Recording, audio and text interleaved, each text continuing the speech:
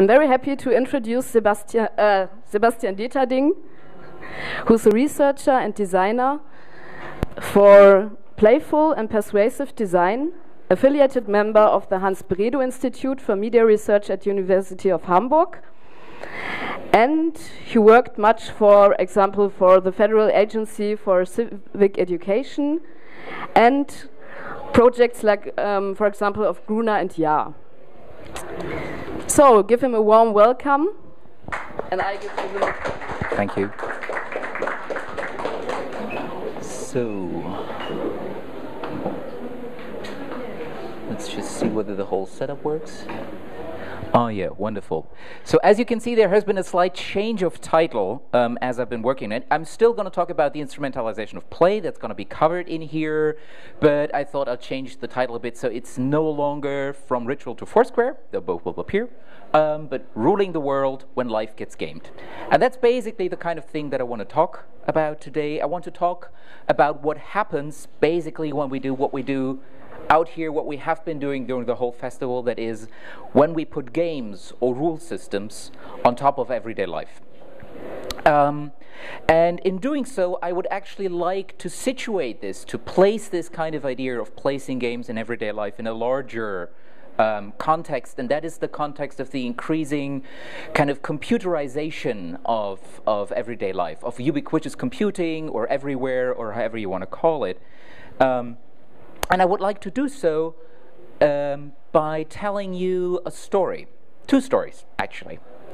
So the first story starts in 1906, and most people here in Berlin will be very familiar with this story. So in 1906, Friedrich Wilhelm Voigt, an imprisoned con man, an imposter, is released from prison. And reformed, he actually wants to become a good citizen. But he quickly runs into a problem. You see, to get an apartment, he needs work. But to get work, he needs to have documentation that he has an apartment. And the Prussian bureaucrats would not make an exception for him, giving him either the work permit or a kind of, premature signature of place. So basically, they stuck to the rules, pretty much like a computer would, actually. And so Voigt is caught in this weird loop. So what does he do? On October 16, 1906, he puts on the uniform of a Prussian captain and picks up a unit of soldiers from the street and heads over to the town hall of Köpenick, which he occupies, and in the course arranges to have his work permit signed and stamped. First story. Now fast forward to 2010. I was traveling from Germany abroad with a little stopover here in Schiphol Airport. And for the first time, I was trying out one of these brand new gimmicks, mobile tickets.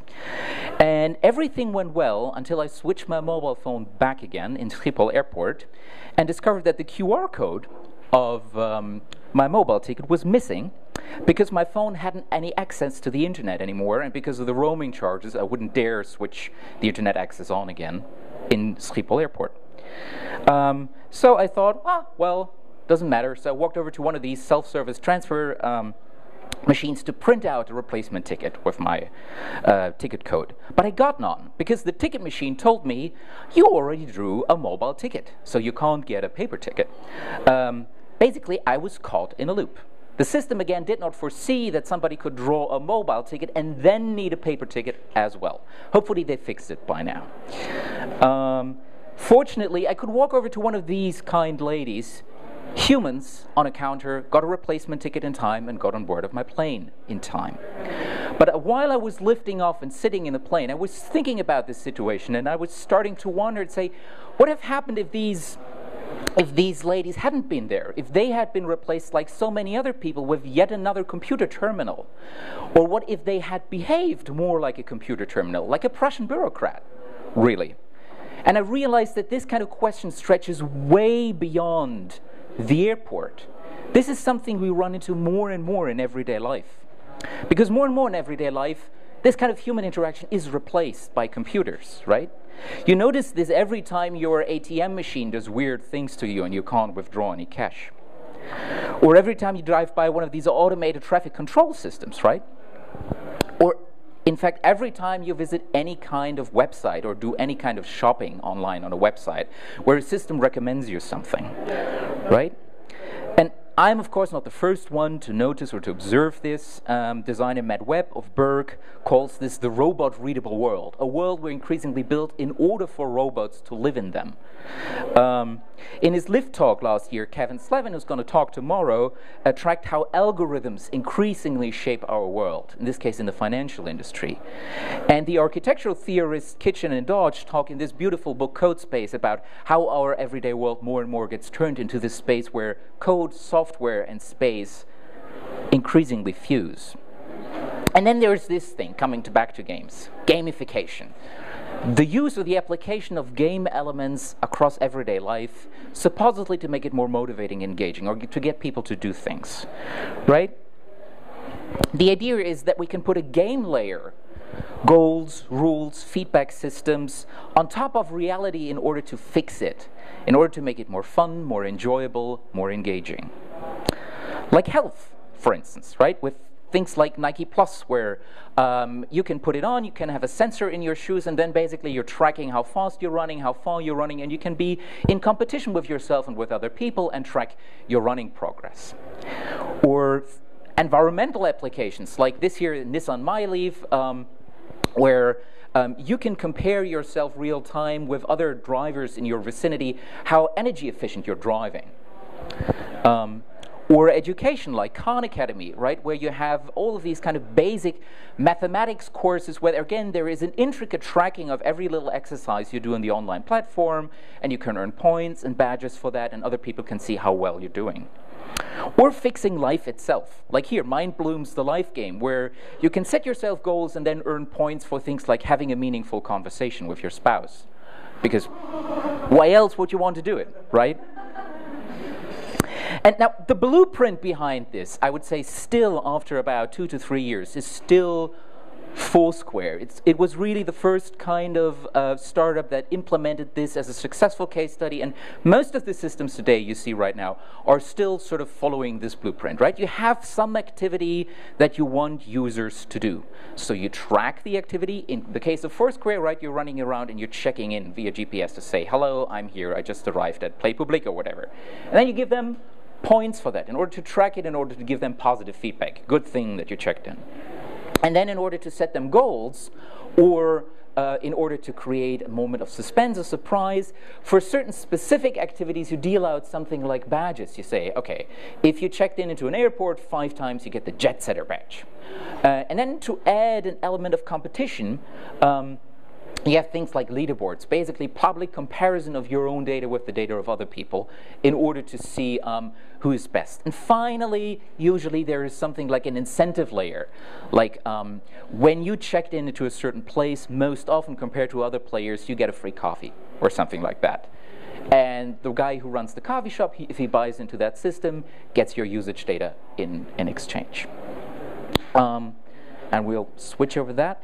I don't know how you feel about this if you listen to this, but to me, when I think about this, this all sounds and feels to me like a big 1950s sci-fi what-if novel, right? And the what-if here is, what if we let computers run our rule systems and then put some humans inside? What happens then? Well, what happens then? Let me report some preliminary findings or observations. Now, the first thing that we can observe, the first thing that happens are exceptions, right? This is something that you already noticed with the Captain of Köpenick, right? Or my mobile tick, both were exceptions. Both were not foreseen by the system designer. They were not foreseen in the rule system. And if you ever wrote any kind of program yourself, you know that exceptions are not the exceptions. Exceptions are the rule. Exceptions are the rule because the map is never the territory. Reality is always more complex, more fluid, more messy than any kind of system we can devise to try to map and model reality. And the more complex you try to make a system, the more buggy the system itself gets, the more weird exceptions the system itself creates. It's the law of conservation of complexity, which is something that ecologists discovered when they try to model ecological systems like like in this case, a lake. At a certain point, increasing the complexity of your model does not increase the quality of its predictions, because the model just gets more complex. The quality of the prediction actually decreases. So that what we always have needed and what we always will need, because in reality there are always exceptions, is a manual override. We always need a human being stepping in, making sense of the situation around them with all the circumstances, and then handling the exception flexibly, right? Which is what I did when I walked from the ticket machine to the actual human people, explained them my situation, and they took care and printed out another ticket for me. But that's the thing when we shift the system more and more into computer systems. The manual override becomes more and more removed from us. Like you are discovering every time you're stuck into one of these phone loops when you're trying to have some kind of technological problem fixed with a company, right? And you're in these endless loops and print 1, print 3, which is why there are systems like Get Human, which kind of allow you to automate to, as quickly as possible, get back to an actual human operator who then takes care of your problems. And not only are there always exceptions, rules are always never explicit, right? Rules always have a meaning, an intention. There is a reason why there is a rule. And for our everyday life to work, to function, we need to follow that meaning, that intention of the rule, and not necessarily the rule itself to its letter, right? We need to follow the spirit, not the letter. Which is why something like work to rule works, right? Work to rule, which is basically a white technique of going on strike. People sticking to the letter of a work regulation, and by that way going on strike, like Austrian postal workers, who, because in their regulation it said, every piece of postage, if you have a little doubt that it could be too heavy for the postage assigned, has to be weighed. So they weighed every little letter they got, and by that way brought the whole posting system to a screeching halt by just sticking to the rule, right? But if you put a rule system into a program, the program itself will follow it by definition to the programmed letter. It cannot bend or overstep the rule itself, flexibly taking account of the situation, following its spirit or intention, right? Take Foursquare again. You only have hard-coded rules that you cannot check in more often than so and so many times at so and so many places in a certain time span, right? And so what you get are things like these house rules, where Foursquare itself says, by the way, here are the things you should or you shouldn't do, which aren't hard-coded into the system because we can't hard-code them. And what you get are these fine people at the Playful conference in London 2010 holding a public voting of London Foursquare players, which kind of check-ins are in the spirit of playing Foursquare or not. Right? Checking in at bus stations, because you get an awful lot of check-ins if you check in at every bus station. Is that in the spirit of the game or not? People have to decide that. And not only, to go to the next point, not only do rules have intentions, to us as humans it also makes a huge difference whether something is done by a person with intention, because of an intention, or not. Let me give you another example. In a recent self-experiment for the magazine Popular Science, the journalist Matthew Shear tried to gamify all parts of his existence for a week, including being a better fiancé, where he gets points for washing dishes or taking the dog out, or things like that. So on the evening of day 5, when he and his fiancée go to bed, he says, "You look especially lovely tonight." To which she replied, "Now I feel like you're only doing it for the points."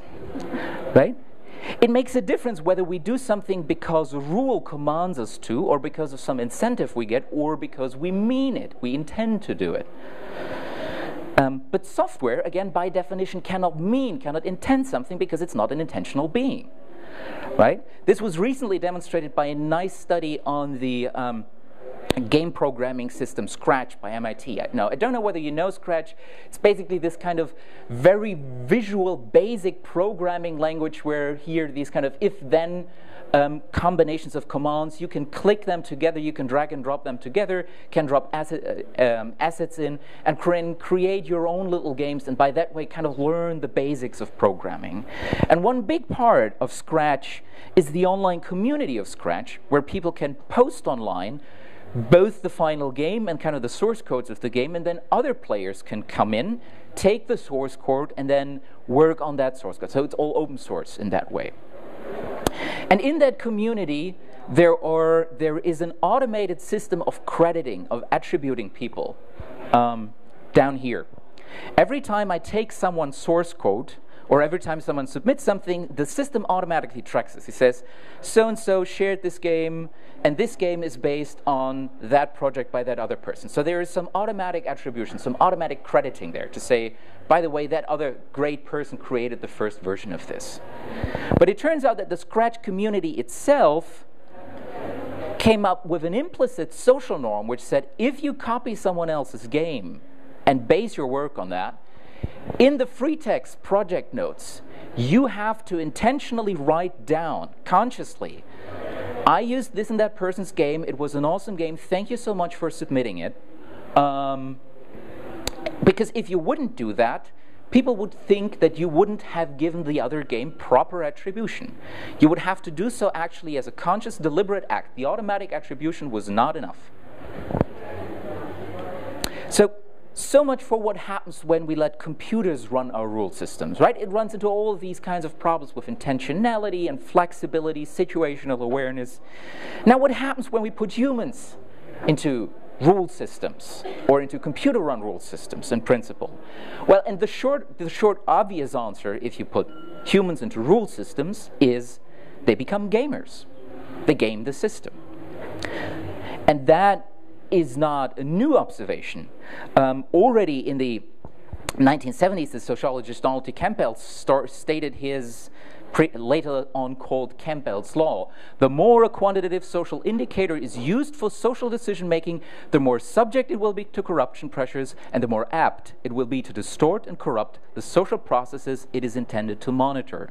Now, what he was talking about in the 1970s were things like public policy evaluation system of things like schools, right, where a school director had to report how many students were making the classes, how many students were failing the classes, and you would see that directors would start fumbling the numbers because their budget would depend on it. So they would ask students to drop out of the school who were low performing briefly before the assessment was done and then re-enroll in the school afterwards so that their numbers look good, right? Or they reclassified students as disabled students because disabled students wouldn't count into the statistic. And this observation is, I think, a general one. Usually, if we set up a social or rule system, it has some intention, some purpose, right? And whenever we turn such a system into something game-like, into something where we have formal rules, quantified goals, and something at stake, something happens to the relation of the system and the intention. And I'll just give you some ways in which this kind of changing of the relation of the two happens. The first thing that happens is something we often also observe in regular everyday games. For some people, the game becomes its own end, right? People become so focused on the stated, measured goal of the game that they forget everything around the game or what the game itself means, including its original intention. And in game culture, we even have a word for these people. We call them munchkins.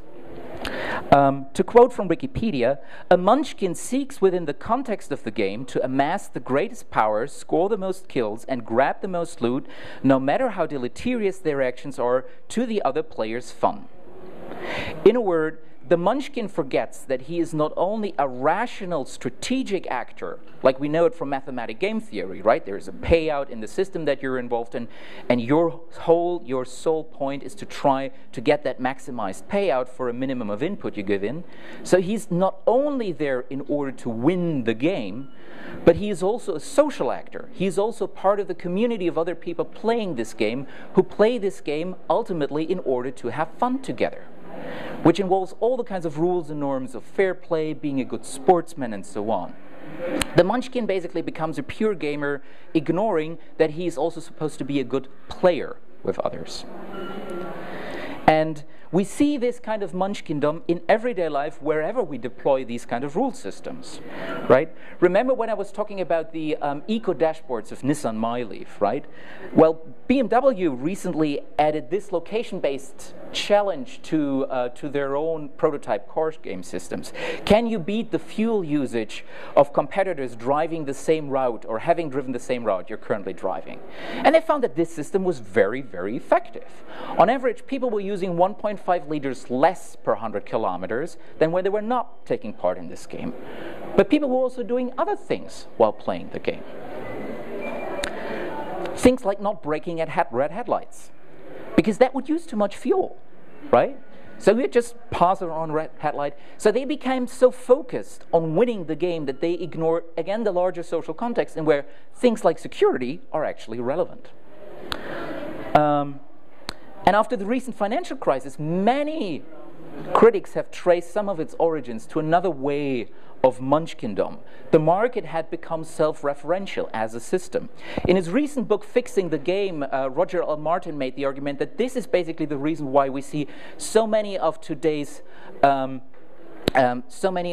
company crashing, because the CEOs have become so focused on fixing the game of the stock market price that they ignore everything else around the stock market price fluctuations of their company, like whether the company itself has a long-term sustainable running business. And in a certain sense, Brenda Berthate's board game Train is a beautiful reflection on how we as humans are prone to become munchkins, right? I don't know who of you knows the game Train, but on the outset, Train is again a kind of min-maxing game. You see, you have these kind of little train wagons, and the point is that you have to transport as many of these little people with these train wagons to the other end as quickly and as efficiently as possible, right? So what you have to do is you have to move and stack people very efficiently into these little train cabins.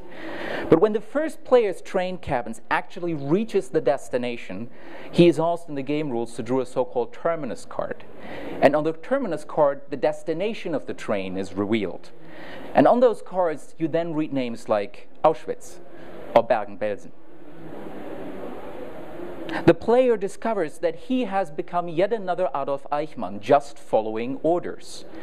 That he never questioned the actual goal, the actual broader context of the game that he was playing, of the system that he was operating in. He was just operating according to the system itself. Now, the second type of gamer or gaming the system you find is somebody who understands the intention of the system full well but doesn't care about it. He rather tries to find, exploit, and tweak in order to maximize his own or her own personal gain. Here's one beautiful example for that. The Australian economist Joshua Grant tried to raise his kids using economic principles. So when his little daughter should be potty trained, he set up a rule system, an incentive. Every time the daughter would go to the potty, she would get some Skittles. So, can you guess what the little daughter did? Yeah. She basically managed to break her own potty pauses into so many little increments that she ate herself sick with Skittles. And you see the same thing in online media everywhere, buying Facebook or Twitter followers, black hat SEO, or buying Amazon reviews, like in the case of this beautiful Kindle stand here, which got 310 5-star reviews out of 335 total 5-star reviews. So some people got curious, how does this Kindle stand get this really perfect reviews? And they found that the company had packed a little note into each and every Kindle stand they sent out, into the initial ones. And that note just asked people to say, well, if you liked our product, just write a review about us. That would be very nice, right? Which is all fair and nice. But then the final sentence of that note said, in return for writing the review, we will refund your order, so you will have received the product for free. Right? They were gaming the system of Amazon. Now, the third type of player, or gaming the system that we see, is the player. somebody who is less interested in the actual intention of the system than exploring the potential, the possibility space of the system itself for its own end, right? And again, there's a beautiful example for this in Amazon. If you look in Amazon, there's this whole subculture of people writing reviews for the point of enjoying of writing a review creatively, like Tuscan whole milk. And here's my most favorite Tuscan whole milk review. Once upon a midday sunny, while I savored nuts and honey, with my Tuscan whole milk, while gallon 128 fluid ounces I saw, and I went on. It's basically Edgar Allan Poe's The Raven turned into a milk review. They were less interested in what the system wanted them to do than in the creative possibilities the system gave them. Now, the final type, the final relation of system and intention of people becoming gamers are essentially hackers. People who find that a system has an intention, but it currently, in its current way, produces an effect that has nothing to do with the intention. So they try to reconnect the system to what they perceive as its original intention. This is pervasive, for instance, in healthcare, where there are a lot of regulations that are focused on saving costs. But for doctors, healthcare is about helping their patients, not necessarily for saving costs. So they find ways of gaming the system in order that their patients get the best care that they believe their patients should get. For instance, because most health insurances don't cover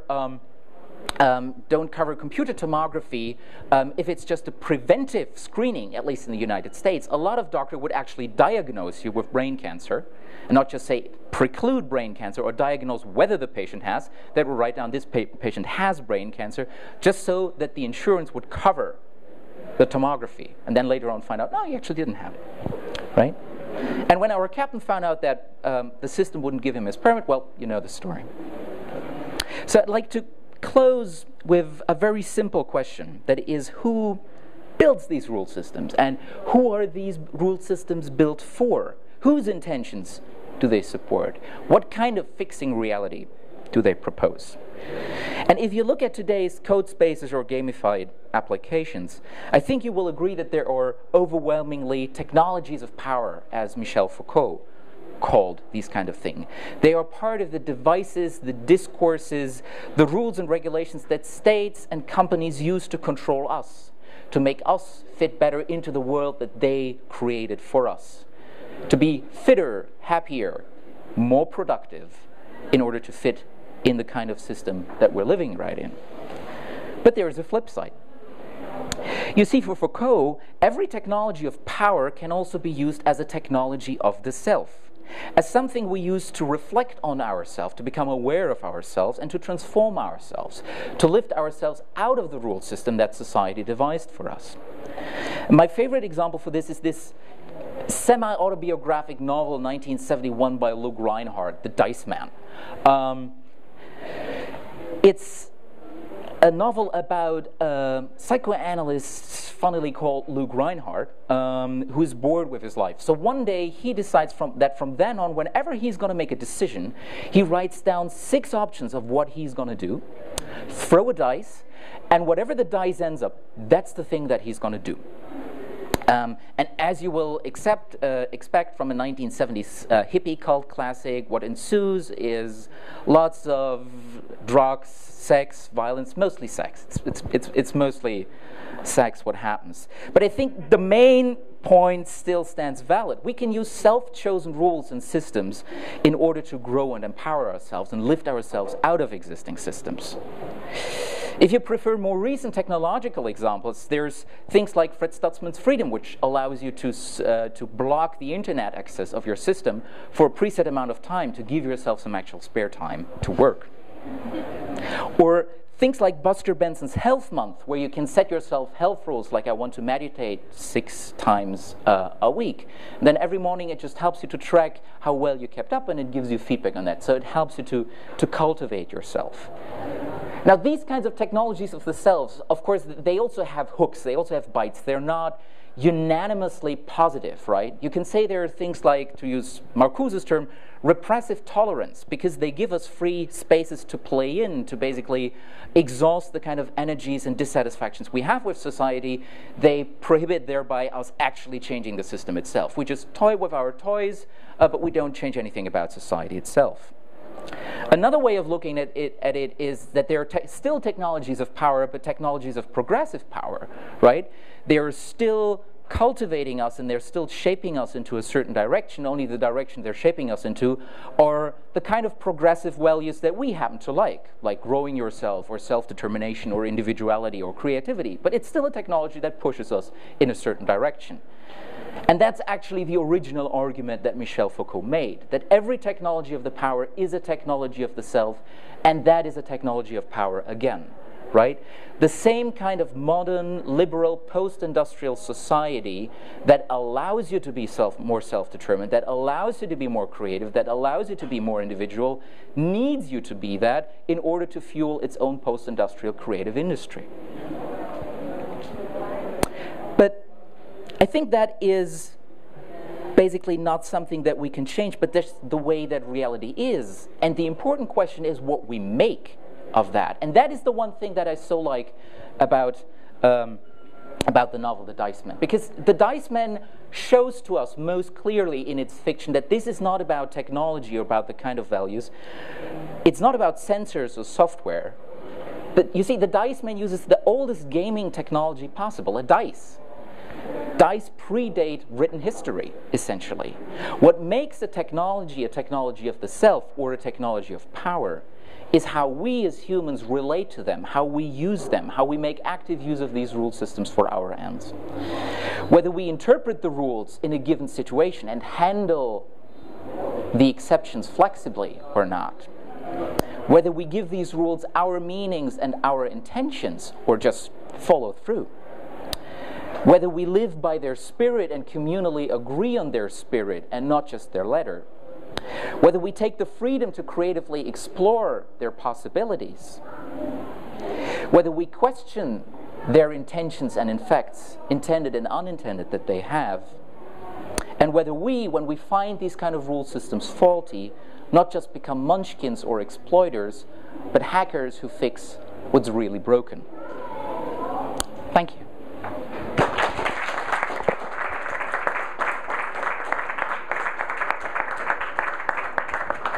Yeah, thank you very much for this very inspiring speech. We go on with a discussion about criticizing gamification. So this is a very good base for this. And we'll move outside to sit very comfortable on the yoga balls. The yoga balls are around the corner of the building, so please go there and grab your ball and we'll meet outside again.